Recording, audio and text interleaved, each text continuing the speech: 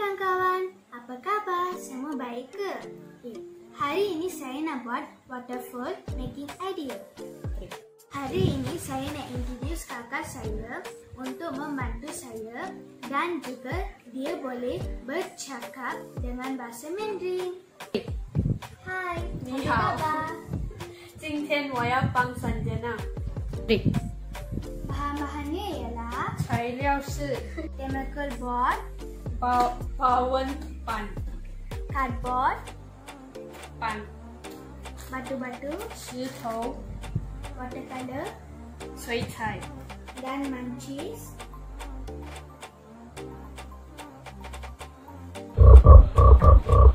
Dan hot glue gun.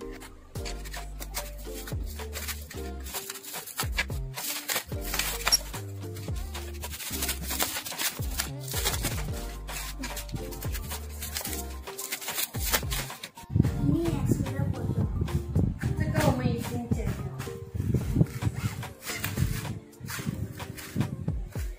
Sekarang kita nak melekat dengan menggunakan mixer gun. 现在我们要粘。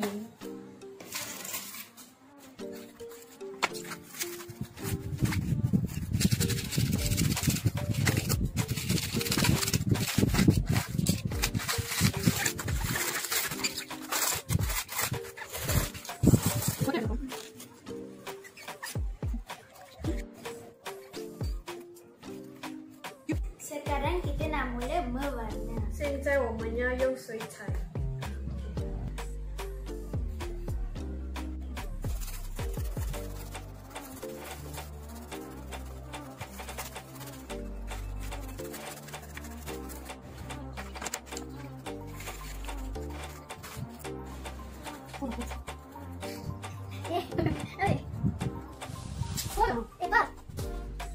Dan kami nak melekat. 现在我们要粘。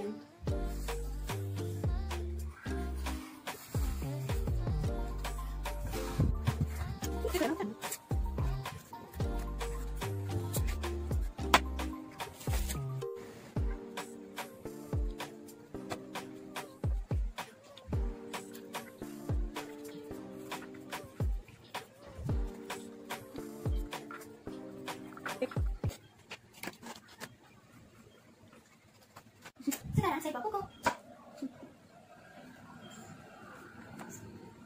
我做水，我的水。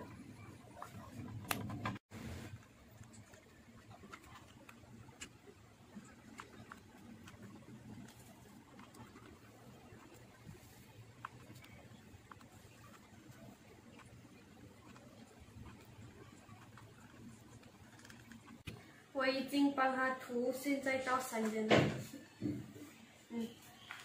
Baba, kakak saya sudah membantu untuk buat air terjun.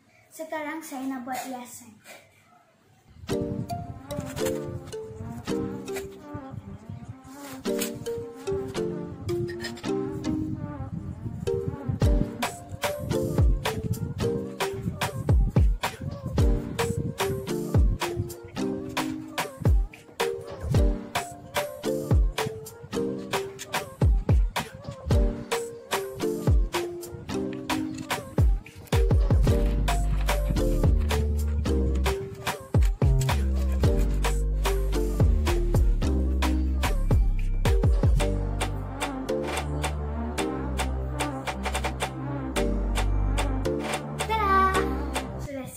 Cantik tak waterfall ini?